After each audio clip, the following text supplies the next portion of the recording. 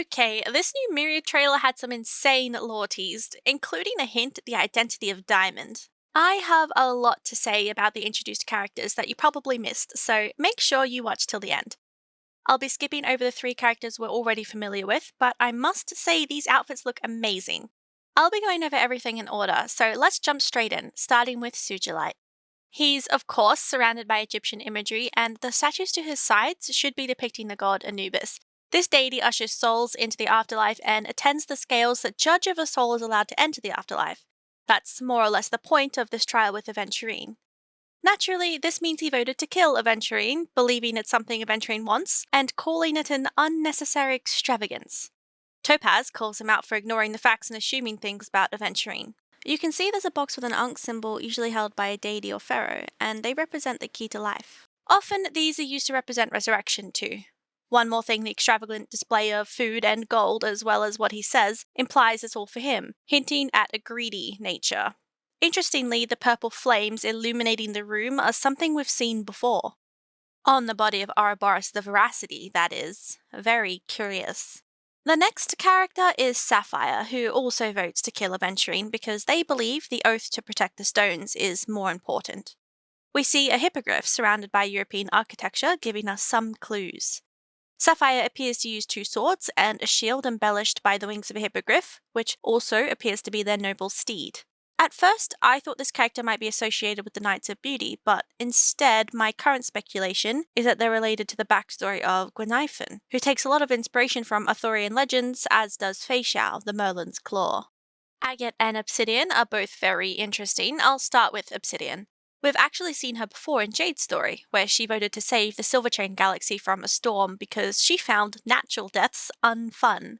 Most obviously, Obsidian has a lot of vampire Dracula themes with the bats, the bloodbath, the night, and the gothic aesthetic. She's also probably one of the people from Nada, as pointed out to me by someone from Twitter. She also makes reference to the Countess Elizabeth Bathory bathing in the blood of virgin victims to retain her beauty. Interestingly, she's also surrounded by a mirror, candles, and roses, which are three main symbols associated with Adrilla the Beauty, though I'm not sure what that implies for the plot. The blood is pomegranate juice, and this reminds me of the myths of Persephone, the queen of the underworld and wife of Hades, who's known for eating the taboo pomegranate seeds in the underworld. Sometimes, the pomegranate juice is considered the blood of Persephone's mortal lover, Adonis, and her stone obsidian is a brittle volcanic glass that forms when lava cools. For agate, this stone also forms from volcanoes, specifically within the volcanic rock. It's known for being used a lot in ancient Greece to decorate jewelry and assorted items.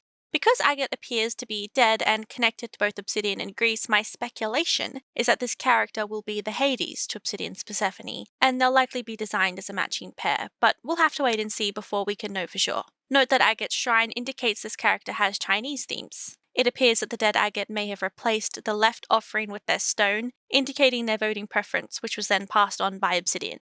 Both of them voted to kill Aventurine. For Amber, we received so little information about them except this screen, which shows they have light hair. They voted to save Aventurine, calling this a neutral vote. This stone is super interesting because it's obviously the closest related to the Amber Lord Qliphoth. Amber comes from fossilized tree resin, so I think this connects Amber to the imaginary tree, just like Qliphoth, or even Yaosha to some degree.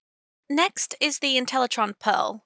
Pearl seems to take pity on Aventurine and wants more justice in his life, leading her to vote to save him.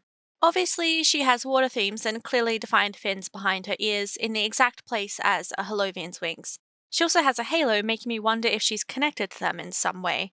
She's also likely the blonde woman that appears in Aventurine's Story 3. The water also doesn't seem like real water, but rather a stream of fluid data. From her, I'm expecting to learn more about the foundations of reality, which appears tied to both simulations and, of course, the Sea of Stars. Water is the source of life, so I'm expecting lore about the nature of life as an intellitron versus a natural biological being. Then there's Opal, who, shockingly, takes the appearance of Hoyo's first ever male small child character. Congratulations, Hoyo, it's a boy. Hilariously, his stone takes on the appearance of a pacifier, emphasizing his boss baby vibes. The opalescent city behind him is Pierpoint, the headquarters of the IPC. He seems to be the Stoneheart closest to Diamond, as we repeatedly see him entrusted to act as the head of the group. On Diamond's recommendation, he voted to save Aventurine despite not trusting him. And this is where things become really interesting. We see Opal repair Aventurine Stone using the golden flow of resources from Penacony and a few other planets. This is actually something we've seen before in Golden Gears and is a power that is dictated by the person who sits on the cast iron throne. And that is exactly what we see at the end. This staircase, the tall back of the chair, the shining halo, this is the cast iron throne. For those who don't know, this is a really big deal for the lore.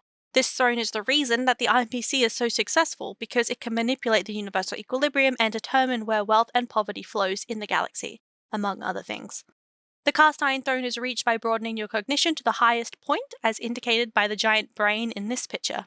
This is no small feat. We only know of 3 characters who have reached it. The 2 founders of the IPC, Dong Qingxing and Louis Fleming, and the leader of the technology division during the Border Star Trade War, Dwayne.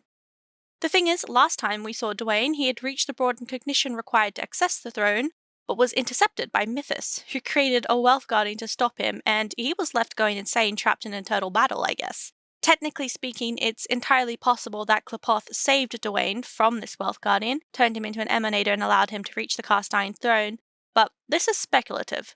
We don't know what came of Dwayne in the end, but it's just as likely a 4th individual was able to reach the throne, and whoever it is, that is Diamond. Diamond wasn't present themselves for the vote and seemed to leave much of the communications up to Opal, leading me to believe they may be stuck inside the realm of the cast iron throne. Diamond voted to save Aventurine for the war among the Eons, implying he will have an important role later that helps the IPC's agenda. If you're behind on Golden Gears lore and have no idea what I'm talking about, I have a summary video that I strongly recommend watching. Okay, please like and subscribe. Catch us next time. Bye!